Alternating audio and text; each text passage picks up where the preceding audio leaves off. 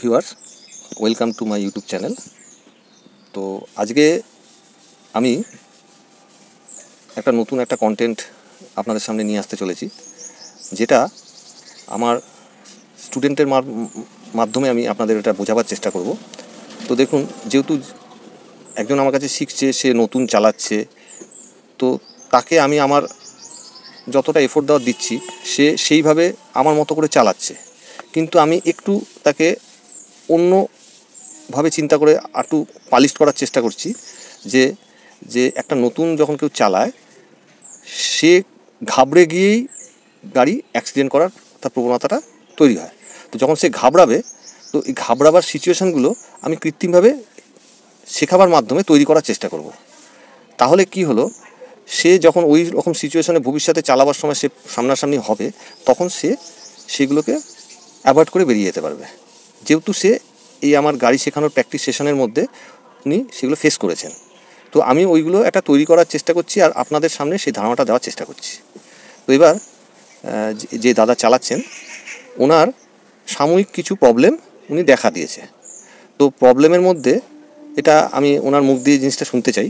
তো উনি সেই প্রবলেমটা জাস্ট আপনার সামনে ব্যক্ত করবে। এবার কী ওনার ইমপ্রুভ হয়েছে আর কী ওনার প্রবলেম এখন উনি ফেস করছেন, বিশেষ করে স্টিয়ারিং পার্টসটায়, স্টিয়ারিং কন্ট্রোলের সময় কী ফেস করছেন। ঠিক আছে? তো দাদা, আপনার কী প্রবলেম আপনি এখন বর্তমানে ফেস করছেন, যেটা আপনি চোখের ব্যাপারটা বলছেন, ওটা যদি আপনি ডিটেলসে আমাকে একটু বলেন। আমি লেফট টার্ন বা রাইট টার্নে যখন টার্নটা নিয়ে নিচ্ছি, তারপরে আবার স্টিয়ারিংটাকে যে জায়গায় আনার সময় যে দূরে চোখটা খেলিয়ে দেখে সেই মানে দেখার সময়টা আমার লেট হয়ে যাচ্ছে। মানে আপনি যখন কোনো টার্ন নিচ্ছেন, সেই টার্নটা প্রাথমিক যে টাইমিংটা সেটা প্রপারলি ঠিকঠাক করছেন, যেখানে চোখ রাখার সেখানে ঠিক চোখ রাখছেন, রেখে ঘুরছেন। ঘুরে যাওয়ার পর আপনাকে যখন আপনি চাকাটা সোজা করবেন, আবার সোজা রাস্তায় আপনি চলবেন, তখন চাকা সোজা করার সময়, অর্থাৎ স্টিয়ারিং উল্টো দিকে ঘোরাবার সময় আপনাকে চোখটা কোথায় রাখতে হবে, আপনি কাছ থেকে যে দূরে রাখতে হবে, সেইটা আপনি রাখতে পারছেন না। মানে ওই মোমেন্টে হয়তো মাথায় থাকবে, একটু 2 সেকেন্ড দেরি হয়ে যাচ্ছে, যে কারণে গাড়িটা তো কেটে যাবে। গাড়ি তো আর 2 সেকেন্ড সময় দেয় না। এর ফলে আপনি একটা নার্ভাস জায়গায় পৌঁছে যাচ্ছেন। তো সেই ওটাকে আটটু কিভাবে করবেন, সেটা আমি আপনার এখন রানিং গাড়ি চালাতেই সেটা আমি কমেন্ট্রির মাধ্যমে আপনাকে বলবো। আর একটা কথার মাথা রাখবেন, যে কোনো টার্ন নেওয়ার সময় আপনি ধরুন সাপোজ বাইক চালান, তো বাইকে আপনি কতটা আগে থেকে প্ল্যানিং স্টার্ট করছেন, তো সেটা আপনি চালাবার সময় একটু খেয়াল করবেন, 1 নম্বর। এবার যেটা আপনি যেখান থেকে স্টার্ট করছেন, একটা টার্নিংয়ের কত আগে থেকে আমি স্টার্ট করছি গাড়ির স্পিড অনুযায়ী, সেইটা 4 হুইলারের ক্ষেত্রে ডবল, তার দ্বিগুণ আগে আপনাকে এটা প্রিপেয়ার হয়ে এগোতে হবে। এই কারণে প্রিপেয়ার হয়ে এগোতে হবে, কারণ আপনি এখন আপনার প্ল্যানিং ক্যাপাসিটিটা এখন খুব স্লোলি রান করবে। প্ল্যানটা আপনি খুব স্লোভাবে, যে কোনো জিনিস নতুন শিখতে গেলে স্লোলি জিনিসটা চলে, তো সেইভাবে আপনার প্ল্যানিংটা স্লো হবে। তো সেই হিসাবে আপনাকে দূরত্বটা আগে করে দিতে হবে, মানে একটু আগে অনেকটা আগে আপনাকে সেই প্ল্যানিংটা স্টার্ট করতে হবে। এবার প্ল্যানিংটা কীভাবে স্টার্ট করবেন স্টিয়ারিংয়ের ক্ষেত্রে, তারপর কি স্টেপ বাই স্টেপ, সেটা আমি আপনাকে বোঝাচ্ছি, তথা আপনার মাধ্যমে আমি সমস্ত দর্শকদের একটা উদাহরণস্বরূপ দেখাচ্ছি। তো এবার চলুন, আর এরপর আমি নেক্সট এই ভিডিওতেই নেক্সট আপনাকে কিরম করব, মানে যে জায়গায় আপনার টাইমিংটাকে ইচ্ছা করে কৃত্রিমভাবে দেরি করাবো, যেখানে আপনার মাথা হ্যাং করতে পারে, হ্যাং করলেই মানুষের অ্যাক্সিডেন্টটা হয়। তো এটা 1 নম্বর। 2 নম্বর, আমি লেফট টার্ন বা রাইট টার্ন, যেগুলো টাইট মোড় আছে, টাইট মোড় লেফট টার্ন, টাইট মোড় রাইট টার্ন, আপনাকে কোন ট্র্যাকে ঘুরতে হবে। অনেক সময় কি হয়, আমরা বিভিন্ন পরিস্থিতিতে বিভিন্ন সময়ে আমরা সেই ট্র্যাকগুলো অনেক সময় প্রপার ওয়েতে সেই ট্র্যাক নিয়ে ঘুরতে পারি না। কিছু পরিস্থিতিতে কোনো গাড়ি হয়তো পার্কিং করে আছে, তো সেই সময় আপনাকে কীভাবে ঘুরতে হবে সেই আইডিয়াটাও আপনাকে আমি দিয়ে দেবো।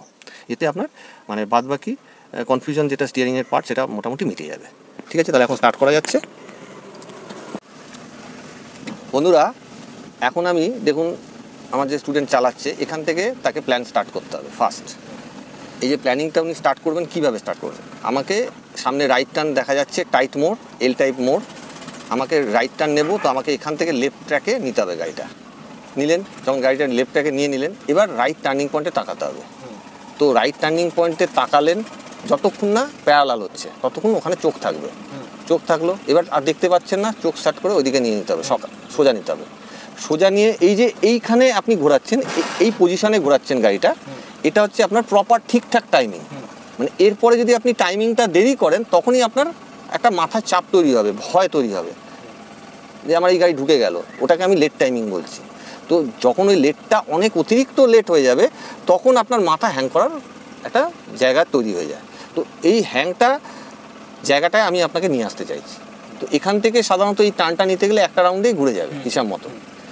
এটা যেহেতু ন্যানো সেই জন্য এটা একটা পাকে ঘুরবে, যেহেতু গাড়ির লেন্থটা ছোট। যত লেন্থ বড় হবে গাড়ির লেন্থ, তত তাকে টানটা নিতে গেলে পাক একটু বাড়বে। ধরুন সুইফট একটু এর থেকে লেন্থ দিই, তো সেই হিসাবে সুইফটের ক্ষেত্রে 1.25 ঘোরাতে হবে। আদার্স যেহেতু সুইফট টাইপের গাড়ি বা কোনো সেডান গাড়ি হলে যদি আরও লম্বা সেডান হয় তখন 1.25 জায়গায় ওটা তাকে 1.5 পাকও ঘোরাতে হতে পারে এই মোড়ের ক্ষেত্রে। এটা অনলি টাইমিংয়ের ওপর নির্ভর করে, যদি প্রপার টাইমিংয়ে সে ঘোরায়। এবার যদি লেট হয় তাহলে টাইমিং দেরি হলে তাকে পাক বেড়ে যাবে। এবার ওই সামনের যে রাস্তার বর্ডারটা ওটা দেখুন এখনও ক্লিয়ার ভালো মতো দেখতে পাচ্ছেন। যখন মনে হচ্ছে এই ক্লোজে চলে গেল আর মনে হচ্ছে দেখতে পাচ্ছেন না, এবার আপনি বডিটাকে ঝোঁকাচ্ছেন স্টিয়ারিংয়ের দিকে, তারপরে কিছুটা দেখতে পাচ্ছেন। এরপর যখন আর দেখতে পাচ্ছেন না তখন আপনাকে এইখানে আপনার ভয়টা তৈরি হবে যে আমার ঢুকে গেল গাড়িটা। তো এই পজিশনে আপনাকে যখনই হবে তখন আপনাকে স্পিডে ঘোরাবার ক্ষমতাটা অর্জন করতে হবে স্টিয়ারিং। তো এখানে এই খুচখুচ করে যে বিভিন্ন ভিডিওতে আমরা দেখি যে এরকম লোকে ঘোরাচ্ছে, এইরকম পজিশনে থাকলে সে কিন্তু কখনো ঘোরাতে পারবে না, তখন সে ঘুরিয়ে এইখানে অ্যাক্সিডেন্ট সে করবে। তো এইটাকে যাতে না হয় তার জন্য আমি আমার স্টুডেন্টকে কীভাবে ঘোরাতে হয় 75-25 সেই টেকনিকে শিখিয়ে দিয়েছি, এটা মানে সাইন্টিফিক ওয়েতে। এবার সোজা তাকি বা স্পিডে ঘোরান 1.5 পাক, দেখুন 1 পাক হলো, ক্যামেরার দিকে তাকানো করো। এবার সঙ্গে সঙ্গে আবার 50 উনি টানছেন, এই 50, এই যে টানলো এই হাত চেঞ্জ করবেন না, এই যে চেঞ্জটা করছেন এর ফলে আপনার গোলমাল তৈরি হবে। এবার যেই স্পিডে, এটা কিন্তু স্পিডে হবে জিনিসটা, এবার যেই ঘুরে গেল এবার এইখান থেকে আপনাকে প্রপার ওয়েতে উল্টো দিক করতে হবে, তাহলে সমপরিমাণ উল্টো দিক করুন, তাহলে চাকাটা সোজা হবে। 1.5 পাক আবার উল্টো করতে হবে, তাহলে গাড়িটা বাদিকে ঘুরলো। এটা হচ্ছে রাইট টার্নের ক্ষেত্রে দেরি হলে। এবার যেটা হচ্ছে এটা হলো প্রথম যখন আপনি স্টিয়ারিং ঘোরাচ্ছেন সেটা দেরি করে ঘোরাচ্ছেন, সেই টাইমিংটা দেখালাম। আবার নেক্সট রাইট টার্নে দেখুন, এখানে আমি দেখাচ্ছি প্রপার যে টাইমিং, সে টাইমিংয়ে আপনি ঘোরাবেন, কিন্তু উল্টো দিক করার সময় আপনি লেট করে ফেলছেন, তাতে অ্যাক্সিডেন্টের একটা উল্টো দিকে গাড়ি চলে আসতে পারে। সেখানে মানুষ ঘাবড়ে গিয়ে অনেক সময় উল্টো দিক করতে সে পারে না বা এদিক ওদিক অ্যাক্সিডেন্ট হয়ে যায়। তো তাকে তখন কি করতে হবে, তখন তাকে ওই সোজা তাকিয়ে করবো, এটা ভবিষ্যতে তাকে অনেক হেল্প করবে। এবার ঘোরান, স্পিডে ঘোরান একটা, এই ঘুরলো, এটা একটা প্রপার টাইমিংয়ে গাড়িটা ঘুরছে, দেখুন পারফেক্ট সে লেফট ট্র্যাক নিয়ে ঘুরছে, এই যে ঘুরছে সুন্দর করে ক্যামেরা দেখা। এবার অ্যাকচুয়াল এখান থেকে দেখুন সোজা কিন্তু রাস্তাটাকে দেখা যাচ্ছে না, উনি যদি মাথা ঠিক স্ট্রেট থাকে, ওনার মাথাটা আমি ধরলাম জাস্ট এরকম যদি স্ট্রেট থাকে, তাহলে উনি কিন্তু এইখান দিয়ে দেখতে পাচ্ছেন বাঁদিকের বর্ডারটা। তো বাঁদিকের বর্ডারটা এখান থেকে বাঁদিকের বর্ডারের দিকে তাকিয়ে উল্টো দিক করতে হবে, এটা হচ্ছে প্রপার উল্টো দিকের টাইমিং। এবার যদি এটাকে উনি দেরি করে ফেলেন তাহলে কি হতে পারে, গাড়ির চাকা ডান দিকে এরকম বেঁকে আছে, এবার তাহলে গাড়িটা আপনার ডান দিকে টার্ন নেবে। এবার সাপোজ ধরুন উল্টো দিকে কোনো সাইকেল বা বাইক বা কোনো 4 চাকা আসছে, তার মুখোমুখি অ্যাক্সিডেন্ট হওয়ার প্রবণতাটা তৈরি হচ্ছে, এই যে উনি দেরি করে ফেলছেন একদম ডান দিকে চলে গেছে, তাহলে কি করতে হবে, এইখানে ওনার মাথা হ্যাং হওয়ার চান্সটা বেড়ে যায়, তখন গাড়ির লোকে ঢুকিয়ে দেয়, অনেক মোড়ে দেখবেন অ্যাক্সিডেন্ট হয়ে যাচ্ছে। তো এইখান থেকে ওকে যেটা 1 পাকে উল্টো দিক করলে ঠিকঠাক থাকতো, সেটা ওনাকে স্পিড বাড়িয়ে ওটা 1.5 পাকে ওটাকে ওভারটাকে অ্যাডজাস্ট করতে হবে স্টিয়ারিংটা, যেটা 1 পাকে উল্টো দিক হলে ঠিক হয়ে যেত, যেহেতু উনি টাইমিংটা দেরি করে ফেলেছেন এর ফলে ডান দিকে চলে যাচ্ছে গাড়িটা। এবার আপনাকে স্পিডে উল্টো দিক করতে হবে, এই 1 পাক নিয়ে এই দেখুন 125-এ গাড়িটা অ্যাডজাস্ট হয়ে গেল। আর যদি 1.5 পাক হতো তাহলে তাড়াতাড়ি অ্যাডজাস্ট হতো। সাধারণত গাড়ি যারা নতুন চালায় তাদের দেখবেন সাপের মতো চলে, চলনটা তার গাড়ি সাপের মতো হয়। তো এইটা সে বুঝতে পারে না যে গাড়িটা কখন বাঁদিকে বেঁকছে, কীভাবে ডান দিকে বেঁকছে, কখন আমাকে অ্যাডজাস্টিং করতে হবে, সেই অ্যাডজাস্টিংটা হচ্ছে ভাইটাল। তো সেটাও আমি আপনাদের এই ভিডিওর মাধ্যমে করে দেখাবো। এবার লেফটের ক্ষেত্রে আমি দেরি করব বলতে এটা হলো প্রপার টাইমিং হলো, প্রপার বলতে আপনার টার্নিং পয়েন্ট প্যারালাল হলে প্রপার হচ্ছে। তো প্রপার টাইমিংয়ে আপনি ঘুরিয়েছেন, আর উল্টো দিক করার সময় দেরি করব। তো এই দেখুন গাড়িটা ঘুরছে। এবার তবুও গাড়িটা যেহেতু খুব সরু রাস্তা, দেখুন ক্যামেরাম্যানকে বলছে একটু এগিয়ে দেখাতে, এবার দেখুন সামনের বর্ডারটা কিন্তু দেখা যাচ্ছে না। তো এইখান থেকে আপনাকে ওই 1 পাকে কিন্তু ঘুরবে না। তো আপনাকে সবসময় তো ক্যালকুলেশন নতুন অবস্থায় করতে পারবেন না।